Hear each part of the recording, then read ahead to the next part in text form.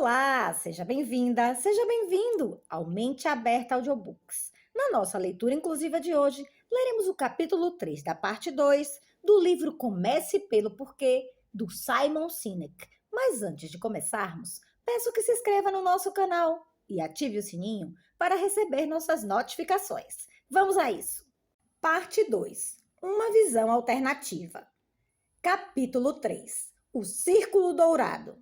Existem uns poucos líderes que, para motivar pessoas, preferem inspirar a manipular. Sejam indivíduos ou organizações, todos esses líderes inspiradores pensam, agem e se comunicam exatamente da mesma forma. E é o oposto do que o restante de nós faz. Quer tenham consciência ou não, eles agem assim, seguindo um padrão que surge naturalmente, que eu chamo de o círculo dourado. O conceito do círculo dourado foi inspirado na proporção áurea, uma simples relação matemática que fascinou matemáticos, biólogos, arquitetos, artistas, músicos e naturalistas desde o início da história. Dos egípcios a Pitágoras e Leonardo da Vinci, muitos consideraram que a proporção áurea oferecia uma fórmula matemática para a proporção perfeita e até para a beleza. Isso também sustenta a ideia de que há na natureza mais ordem do que pensamos, como na simetria das folhas e na perfeição geométrica dos flocos de neve. No entanto, o que acho atraente na proporção áurea é o fato de ela ter tantas aplicações em tantos campos. E é o que é ainda mais significativo.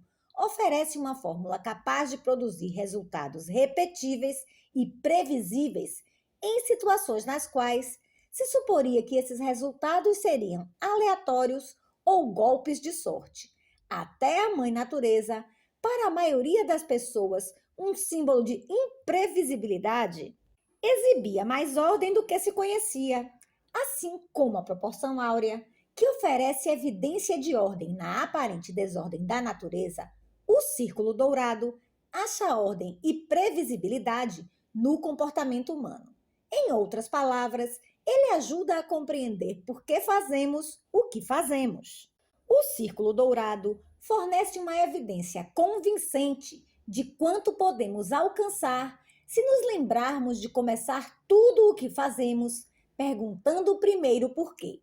O círculo dourado é uma visão alternativa para as suposições existentes acerca do motivo de alguns líderes e algumas organizações terem atingido um grau tão desproporcional de influência. Ele oferece uma percepção clara de como a Apple é capaz de inovar em muitos e diversos campos de atividade, sem jamais perder a capacidade de continuar fazendo isso.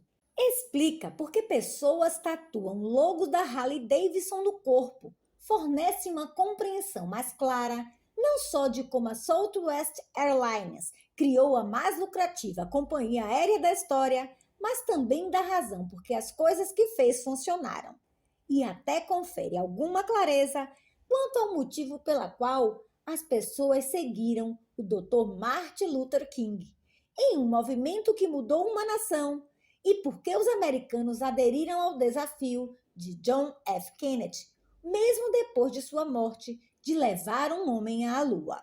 O Círculo Dourado mostra como esses líderes foram capazes de inspirar ação em vez de manipular as pessoas para que agissem. Essa visão alternativa não é útil apenas para mudar o mundo. Também existem aplicações práticas para a capacidade de inspirar.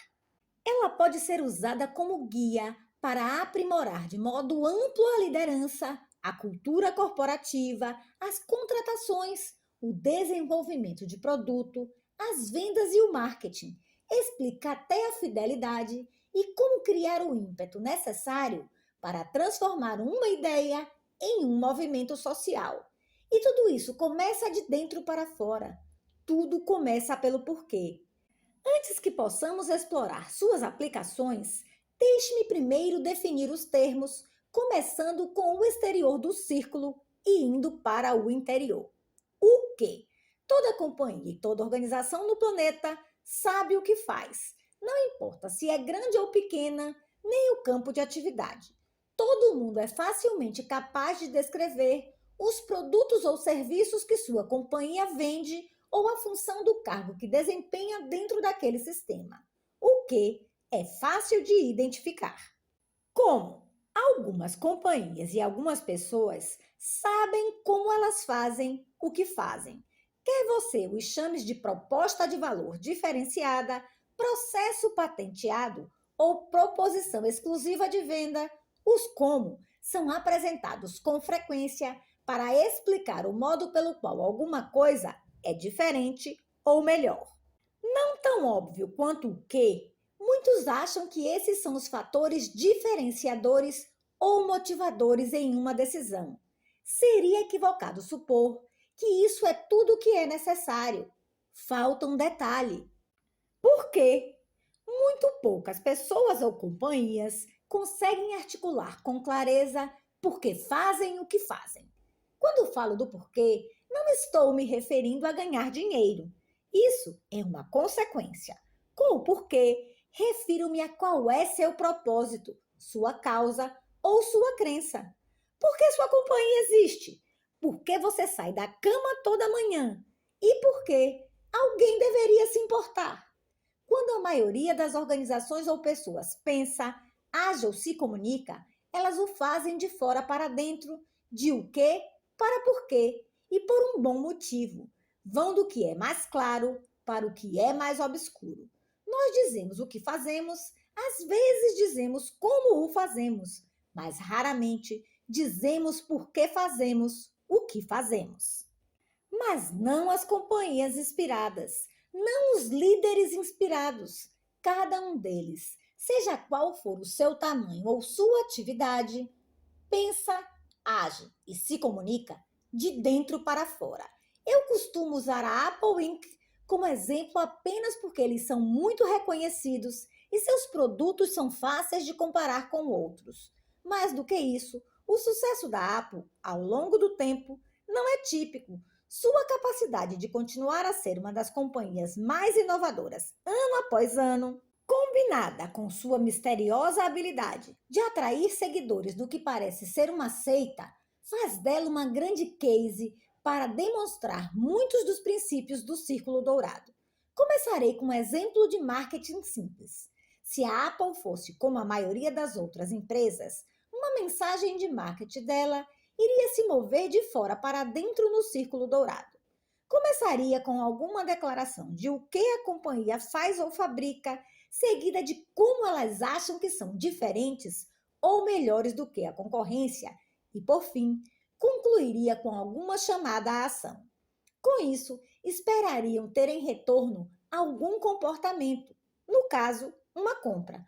Uma mensagem de marketing da Apple, se eles fossem iguais a todos os outros, poderia soar assim: fazemos ótimos computadores, são lindamente projetados, simples de usar e intuitivos para o usuário. Quer comprar um? Não é um discurso de vendas muito convincente, mas é assim que a maioria das companhias vende seus produtos. Essa é a norma. Começam primeiro com o que fazem. Eis nosso novo carro. Depois nos dizem como fazem isso ou como são melhores. Tem bancos de couro, faz muitos quilômetros por litro de combustível e oferecemos um bom financiamento. Depois eles pedem uma ação e esperam um comportamento. Você vê este modelo tanto em mercados voltados para o cliente final, quanto em ambientes de negócio entre empresas. Esta é a nossa firma de advocacia. Nossos advogados se formaram nas melhores faculdades e nós representamos os maiores clientes. Contrate-nos! Esse modelo também é utilizado na política. Eis o a candidato-candidata. Eis sua posição quanto a impostos e imigração. Está vendo como é diferente? Vote nele, nela. Em todos os casos, organiza-se a comunicação como uma tentativa de convencer alguém de uma diferença ou de um valor maior. Mas não é isso que fazem líderes e organizações inspiradores. Vamos observar de novo o exemplo da Apple e reescrevê-lo na ordem em que a empresa efetivamente se comunica. Desta vez, o exemplo começa pelo porquê. Em tudo o que fazemos, acreditamos em desafiar o status quo. Acreditamos em pensar de modo diferente. A maneira como desafiamos o status quo é criando produtos lindamente projetados, simples de usar e intuitivos para o usuário. E o resultado disso são ótimos computadores. Quer comprar um? Trata-se de uma mensagem completamente diferente. De fato, percebe-se que é diferente desde a primeira afirmação. Ficamos muito mais ansiosos por comprar um computador da Apple depois de ler a segunda versão e apenas invertir a ordem das informações. Não há truques, nem manipulação, nem brindes, tampouco mensagens explorando aspirações ou celebridades. A Apple não apenas inverte a ordem das informações, sua mensagem começa pelo porquê, pelo propósito, pela causa ou crença que nada tem a ver com o que eles fazem.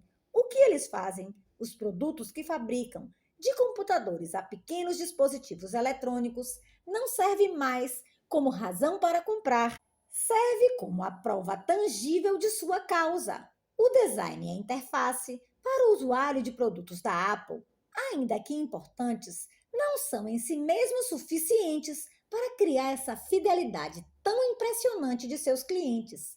Esses importantes elementos ajudam a tornar a causa tangível e racional. Outros podem contratar os melhores designers e engenheiros brilhantes e fabricar produtos bonitos e fáceis de usar, ou mesmo copiar as coisas que a Apple faz. Podem até roubar funcionários da Apple para isso, mas os resultados não serão os mesmos. Simplesmente copiar o que a Apple faz ou como faz não vai funcionar. Há algo mais, algo difícil de descrever e quase impossível de copiar, que confere a ela um nível tão desproporcional de influência no mercado. O exemplo começa a provar que as pessoas não compram o que você faz, mas por que você o faz. A capacidade da Apple de criar produtos tão inovadores de forma consistente e inspirar uma fidelidade tão espantosa não tem a ver apenas com o que eles fazem. O problema é que organizações usam recursos e benefícios tangíveis para construir um argumento racional de por que sua companhia, produto ou ideia é melhor do que os outros. Algumas vezes, essas comparações são feitas de modo explícito. Em outras, usam-se analogias ou metáforas, mas o efeito é o mesmo. Companhias tentam nos vender o que elas fazem, mas nós compramos por que elas o fazem. É a isso que me refiro quando digo que elas se comunicam de fora para dentro. Elas lideram com o que e como. Quando se comunica de dentro para fora, porém, o porquê é oferecido como um motivo para a compra e os quês servem como a prova tangível dessa crença. As coisas que podemos apontar para racionalizar ou explicar as razões de sermos atraídos para um produto, uma companhia ou uma ideia e não para outros. O que companhias fazem são fatores externos, mas por que fazem é algo mais profundo. Em termos práticos, não há nada de especial na Apple. Trata-se de uma companhia como qualquer outra. Não existe uma real diferença entre a Apple e qualquer uma de suas concorrentes. Dell, HP, Gateway, Toshiba. Escolha uma, não importa. Todas são estruturas corporativas. É tudo o que uma companhia é, uma estrutura. Todos fabricam computadores. Todas têm alguns sistemas que funcionam e outros que não. Todas têm igual acesso ao mesmo talento, aos mesmos recursos, às mesmas agências, aos mesmos consultores e à mesma mídia.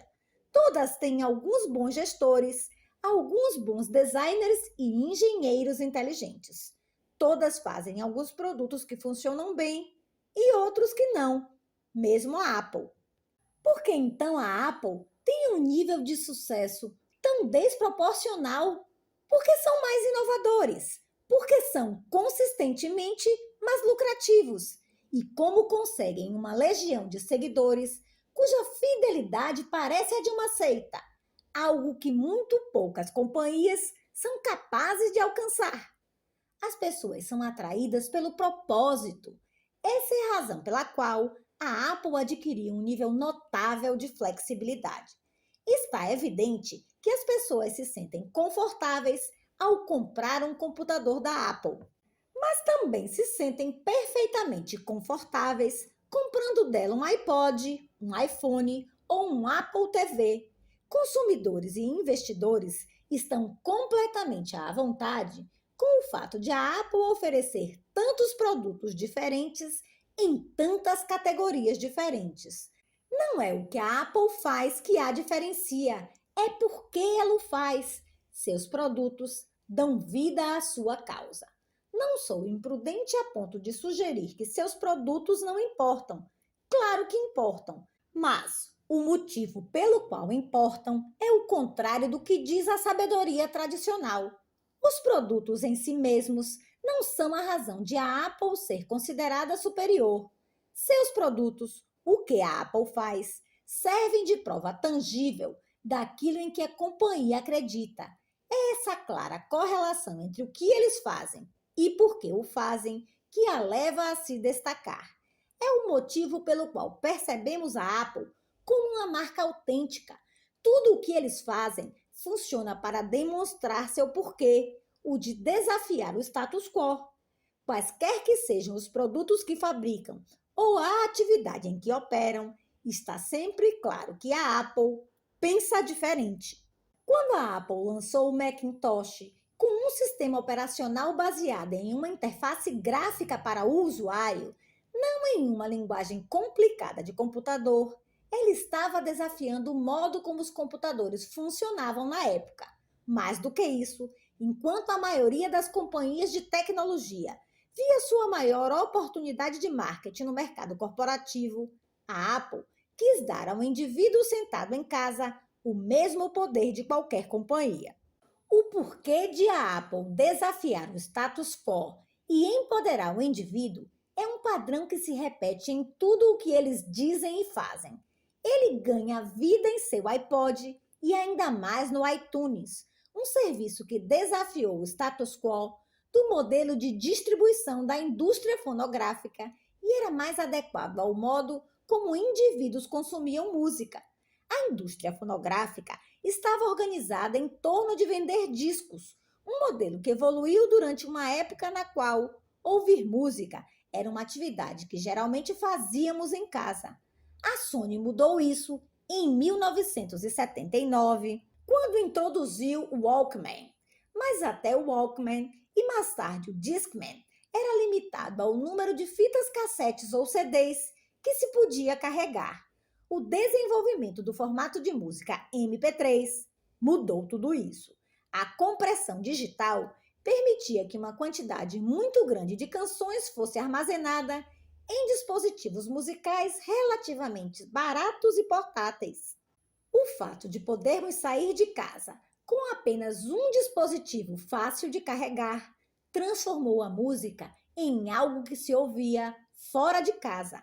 E o tocador de MP3 não mudou somente onde ouvíamos música, transformou também uma cultura de coleção de álbuns em uma cultura de coleção de canções. Enquanto a indústria fonográfica ainda estava ocupada tentando nos vender álbuns, um modelo que não era mais compatível com o comportamento do consumidor, a Apple introduziu seu iPod, oferecendo 1000 canções em seu bolso. Com o iPod e o iTunes, a Apple fez um trabalho muito melhor em divulgar o valor do MP3 e do tocador de MP3 no que diz respeito à maneira como vivíamos.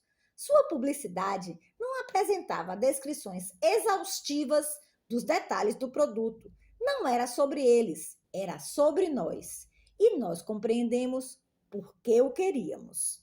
A Apple não inventou o formato MP3, nem a tecnologia que daria origem ao iPod. No entanto, divide com os seus reais inventores o crédito por ter transformado a indústria fonográfica. O tocador de música portátil, com disco rígido de muitos gigabytes, foi inventado pela Creative Technology Limited, uma companhia com base em Singapura que ganhou proeminência ao desenvolver a tecnologia de áudio Sound Blaster, que permite que PCs domésticos tenham som.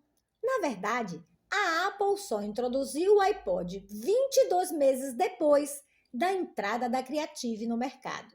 Apenas esse detalhe já põe em xeque a suposição de que o primeiro a surgir com uma ideia sempre leva vantagem.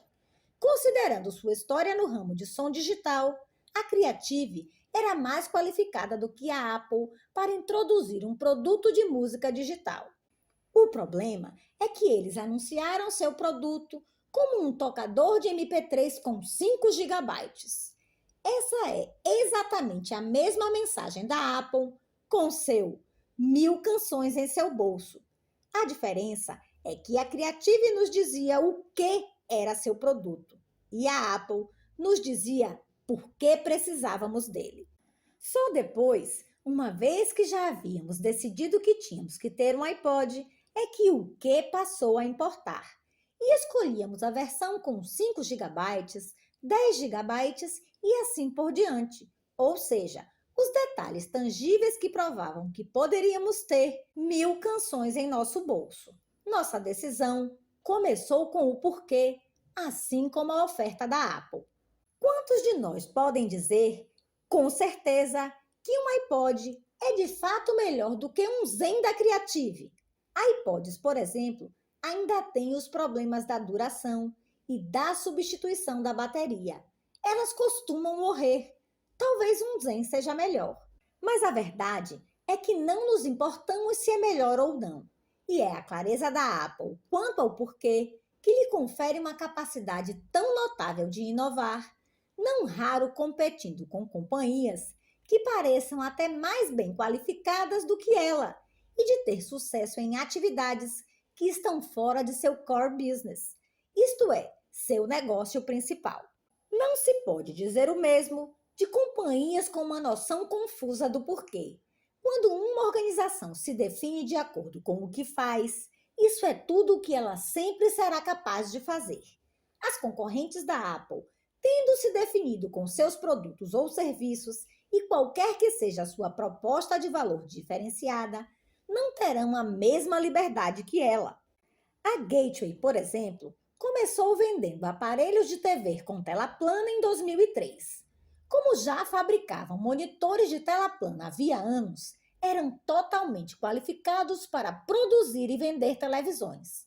Mas a companhia não conseguiu construir um nome confiável entre as marcas de eletrônicos e abandonou o negócio 2 anos depois para se concentrar em seu negócio principal. A Dell lançou Palm Tops em 2002 e tocadores de MP3 em 2003, mas permaneceu apenas alguns anos em cada um desses mercados.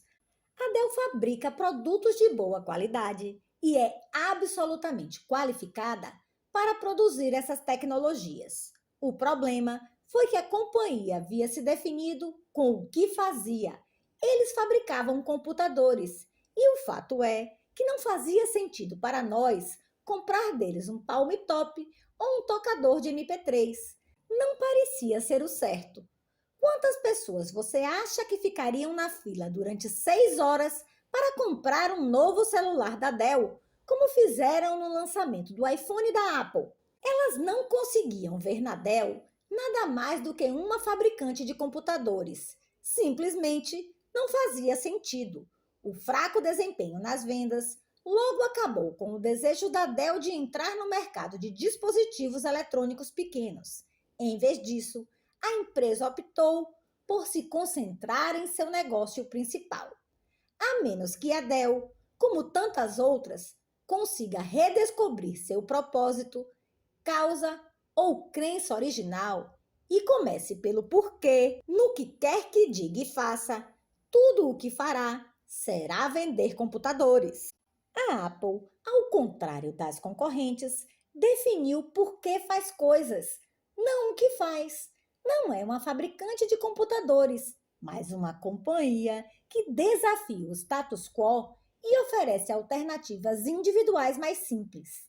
A Apple até mudou sua razão social em 2007, de Apple Computer Inc. para Apple Inc., a fim de expressar o fato de que era mais do que apenas uma fabricante de computadores. Na prática, não importa qual é a razão social de uma companhia. Para a Apple, no entanto, ter a palavra computador no nome não limitava o que ela era capaz de fazer, limitava o modo como pensavam sobre si mesmos. A mudança não foi prática, foi filosófica. O porquê da Apple foi formado em sua fundação no fim da década de 1970 e não mudou até hoje. Quaisquer que sejam os produtos que fabrica ou as atividades para as quais migrou, seu porquê permanece o mesmo. E a intenção da Apple de desafiar o modo de pensar vigente se provou profética. Como fabricante de computadores, ela redirecionou o curso da indústria de computação pessoal.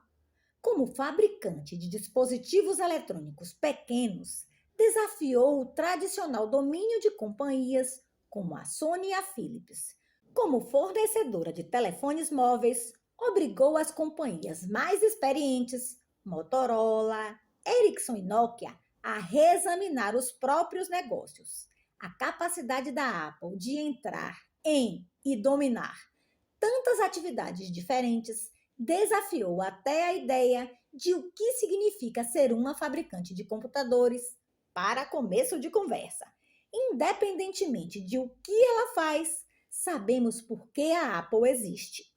Não se pode dizer o mesmo das concorrentes, embora todas tenham tido em algum momento uma percepção clara do porquê. Esse foi um dos fatores principais que ajudaram cada uma delas a se tornar companhias de $1 bilhão. Com o passar do tempo, a perderam. Agora, todas essas companhias se definem por o que fazem. Fabricamos computadores. Passaram de companhias com uma causa para companhias que vendem produtos. E quando isso acontece, preço, qualidade, serviço e recursos tornam-se a principal moeda que motiva uma decisão de compra. A essa altura, é notório que a companhia e seus produtos se tornaram commodities, como pode atestar qualquer companhia obrigada a competir apenas em preço, qualidade, serviço ou recursos. É muito difícil ser diferente durante qualquer período de tempo ou construir fidelidade com base somente nesses fatores. Além disso, custa dinheiro e é estressante acordar todo dia tentando competir apenas nesse nível. Saber o porquê é essencial para um sucesso duradouro e para a capacidade de evitar ser confundido com outros. Qualquer companhia que enfrenta o desafio de se diferenciar em seu mercado é basicamente uma commodity, não importa o que faz e como faz. Pergunte a um produtor de leite, por exemplo, e ele lhe dirá que há variações reais entre as marcas de leite. O problema é que você tem de ser um especialista para compreender as diferenças. Para o resto do mundo, todo leite é mais ou menos a mesma coisa. Então, nós juntamos todas as marcas e chamamos isso de commodity. Em resposta, é assim que o setor age. Este é, em grande parte, o padrão para quase todo produto ou serviço no mercado hoje, seja de empresa para consumidor, B2C, ou business to consumer, ou de empresa para empresa, B2B, ou business to business. As companhias se concentram em o que fazem e em como o fazem, sem considerar o porquê. Nós as juntamos em uma coisa só e elas se comportam como commodities. Quanto mais as tratamos como commodities, mais elas se voltam para o que e como fazem. É um círculo vicioso, mas apenas as companhias que atuam como commodities acordam todo dia com o desafio de se diferenciar. Companhias e organizações com uma noção clara do porquê nunca se preocupam com isso. Não pensam em si mesmas como sendo iguais a qualquer outra e não precisam convencer ninguém de seu valor. Não precisam de complexos sistemas de recompensas e punições. Elas são diferentes e todos sabem disso. Elas começam pelo porquê em tudo o que dizem e fazem. Há quem ainda acredite que a diferença da Apple vem de sua habilidade no marketing. A Apple vende um estilo de vida, dirão os marqueteiros profissionais. Então, como é que esses profissionais do marketing ainda não conseguiram repetir esse sucesso e essa longevidade em outra companhia? Chamar isso de estilo de vida é reconhecer que pessoas que vivem de certa maneira optaram por incorporar a Apple em suas vidas. Ela não inventou nem vende um estilo de vida. A Apple é simplesmente uma das marcas para as quais são atraídos os que vivem segundo certo estilo de vida. Essas pessoas usam determinados produtos ou marcas ao ter aquele estilo de vida. E, em parte, é assim que reconhecemos o estilo de vida delas em primeiro lugar. Os produtos que escolhem se tornam uma prova de por que elas fazem o que fazem. É só porque o porquê da Apple é tão evidente que os que acreditam no que ela acredita são atraídos para ela. Quando a Harley Davidson se encaixa no estilo de vida de certo grupo e os sapatos Prada se encaixam no estilo de vida de outro grupo, é o estilo de vida que vem em primeiro lugar. Assim como os produtos que uma empresa produz servem como prova de seu porquê, uma marca ou produto serve como prova do porquê de um indivíduo. Outras pessoas, inclusive algumas que trabalham para a própria Apple, dirão que o que de fato a distingue é a qualidade de seus produtos. É evidente que ter produtos de boa qualidade é importante, não importa quão claro seja seu porquê. Se o que você vende não funciona, tudo desaba. Mas uma companhia não precisa ter o melhor produto. Ele só precisa ser bom ou muito bom. Melhor que ou o melhor são comparações relativas. Sem primeiro compreender o porquê, a comparação em si mesma não tem valor para o tomador da decisão. O conceito de melhor suscita a pergunta: com base em qual padrão? Um carro esportivo Ferrari F430 é melhor do que uma minivan Honda Odyssey? Depende de por que você precisa do carro. Se tiver uma família de 6 pessoas, uma Ferrari com 2 lugares não é melhor. No entanto, se está procurando uma boa maneira de impressionar alguém, uma minivan Honda provavelmente não é a melhor opção. Primeiro, deve ser considerado por que o produto existe e o porquê de alguém desejá-lo tem que combinar com essa resposta. Eu poderia discorrer sobre todas as maravilhas da engenharia do Honda Odyssey e algumas podem ser mesmo melhores do que as da Ferrari. Com certeza, roda mais quilômetros por litro de combustível, mas é pouco provável que eu convença alguém que queira um carro esportivo a comprar outro modelo. O fato de algumas pessoas serem atraídas de um jeito tão intenso para uma Ferrari, mais do que para um Honda Odyssey, diz mais sobre a pessoa do que sobre a engenharia dos carros. A engenharia, por exemplo, seria apenas um dos pontos que um amante de Ferrari apontaria para demonstrar o que ele sente em relação ao carro. A obstinada defesa da superioridade da Ferrari, feita por alguém cuja personalidade o deixa predisposto a favor dos recursos e benefícios dessa marca, não tem como ser uma conversa objetiva. Porque você acha que a maioria das pessoas que compra Ferraris está dispostas a pagar mais para que seja vermelha, ao passo que a maioria das que compra Hondas Odyssey provavelmente não se importa muito com a cor? Não sou capaz de contestar um só argumento daqueles que vão tentar convencê-lo de que os computadores da Apple são apenas melhores. Tudo o que posso dizer é que a maioria dos fatores que os faz acreditar serem esses os melhores computadores coincide com seu padrão de como deveria ser um computador. Tendo isso em mente, os Macintosh, na prática, só são melhores para quem acredita naquilo em que a Apple acredita. Essas pessoas que compartilham o porquê da Apple acreditam que os produtos da companhia são objetivamente melhores e qualquer tentativa de convencê-los do contrário é inútil. Mesmo tendo em mãos parâmetros objetivos, todo argumento quanto a qual é melhor ou pior, sem estabelecer primeiro um critério, não levará a nada mais que um debate. Os que são fiéis a cada uma das marcas apontarão vários recursos e benefícios que para eles importam ou não importam, na tentativa de convencer o outro. E essa é uma das principais razões porque muitas companhias sentem a necessidade de ser diferentes. Em primeiro lugar, baseadas na equivocada suposição de que só um dos grupos pode estar com a razão. Mas e se os dois estiverem com a razão? E se um Apple for o computador certo para um grupo e um PC o computador certo para o outro? Não é mais um debate sobre qual é melhor ou pior, é uma discussão sobre necessidades diferentes. E antes mesmo que possa surgir uma discussão, é preciso estabelecer os porquês de cada um.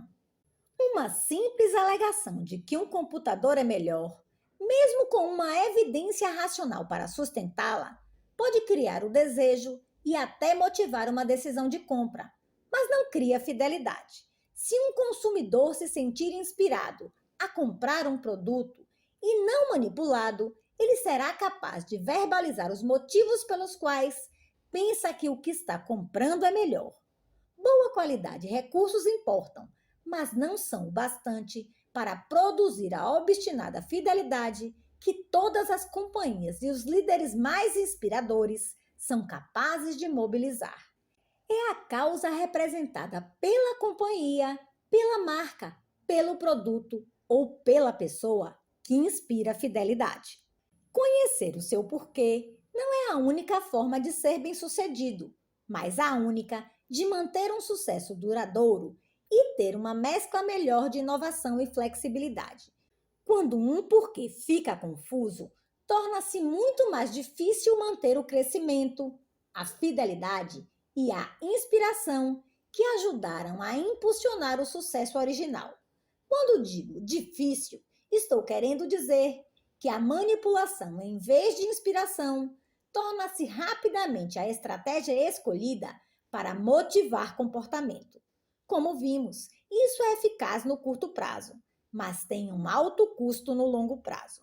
Considere o clássico caso que se estuda nas faculdades de administração americanas, o das ferrovias. No fim da década de 1800, as companhias ferroviárias eram as maiores empresas do país, tendo alcançado sucesso tão monumental até mudando a paisagem dos Estados Unidos. Relembrar o porquê deixou de ser importante para elas. Em vez disso, ficaram obcecadas com o que faziam. Estavam no negócio ferroviário. Esse estreitamento de perspectiva influenciou seu processo de tomada de decisões. Elas investiram todo o dinheiro em trilhos, dormentes e motores.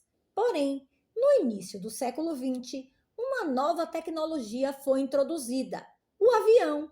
E todas aquelas grandes companhias ferroviárias acabaram saindo do negócio.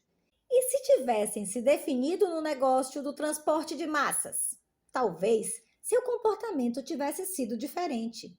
Talvez vissem oportunidades que, de outra forma, teriam deixado passar. Talvez fossem hoje os donos de todas as linhas aéreas. A comparação levanta a questão da possibilidade de sobrevivência no longo prazo de muitas outras companhias que definiram a si mesmas e as suas atividades por o que faziam. Elas têm feito isso da mesma forma durante tanto tempo que sua capacidade de vencer uma nova tecnologia ou enxergar uma nova perspectiva tornou-se uma tarefa assustadora. A história das ferrovias guarda estranhas semelhanças com o caso da indústria fonográfica já mencionado. Este é outro setor que não fez um bom trabalho ao adaptar seu modelo de negócio para que fosse compatível com a mudança de comportamento deslanchada por uma nova tecnologia. Mas outros ramos cujos modelos de negócio evoluíram em uma outra época apresentaram rupturas semelhantes. Os jornais, as indústrias de publicidade e a da televisão, para mencionar apenas três. Essas são as ferrovias da atualidade que lutam para definir seu valor enquanto observam os clientes se voltarem para companhias de outros setores a fim de satisfazer suas necessidades. Talvez, se as gravadoras possuíssem uma noção mais clara do porquê, teriam visto a oportunidade de inventar um equivalente ao iTunes, em vez de deixar isso para uma aguerrida companhia de computadores. Em todos os casos, retornar ao propósito, causa ou crença inicial vai ajudar esses setores a se adaptar. Em vez de perguntar o que deveríamos fazer para competir, as perguntas devem ser: por que começamos a fazer o que estamos fazendo e o que podemos fazer para reviver nossa causa, considerando todas as tecnologias e oportunidades de mercado disponíveis hoje em dia? Mas não leve em conta o que eu digo. Nada disso é opinião minha. Tudo está firmemente fundamentado nos princípios da biologia.